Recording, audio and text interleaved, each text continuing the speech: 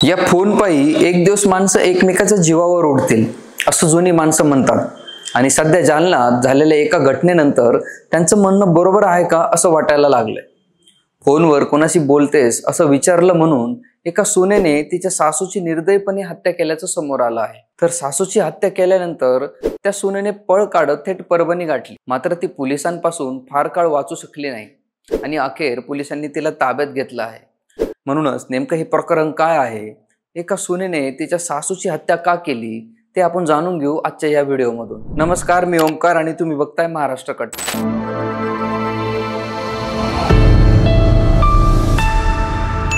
6 महिन्यांपूर्वी आकाश शिनगारे याचं लग्न परभणी येथील प्रतीक्षा सोबत झालं होतं। शिनगारे मूळचे बीडचे होते, पण आकाशच्या कामामुळे सध्या ते जालन्यात भाड्याने राहत होते।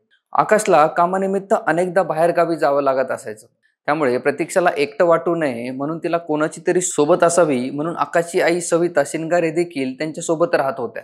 तर घरी आई व प्रतीक्षा या दोघींनाही एकमेकांची सोबत असल्याने आकाशही निश्चित असायचा।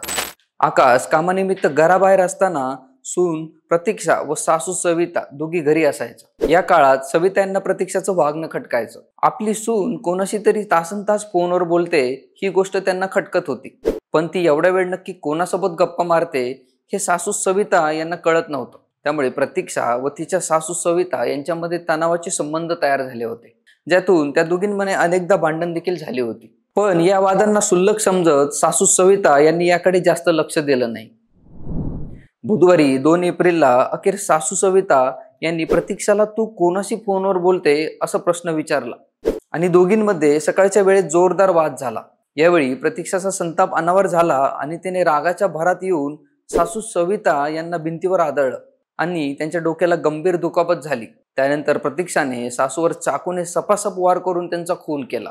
प्रतीक्षाने केलेल्या हल्ल्यात जखमी झालेल्या सविता यांना अतिरक्तस्राव झाल्याने मृत्यू झाला।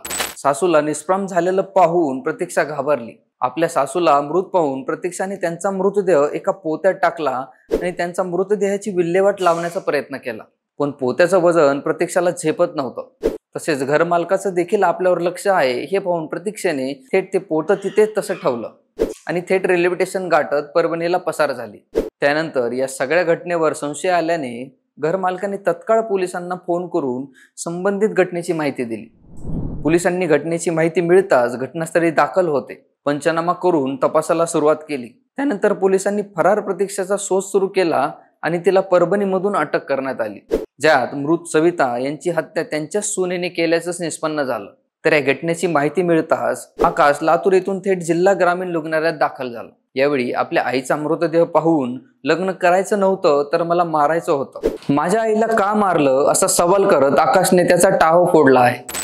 दरम्यान सध्या प्रतीक्षाला पोलिसांनी ताब्यात घेतले असून या संबंधीचा पुढील तपास पोलीस करत आहेत अशी माहिती आहे। तर यावर तुमचे काय मत आहे ते कमेंट करून नक्की सांगा। धन्यवाद।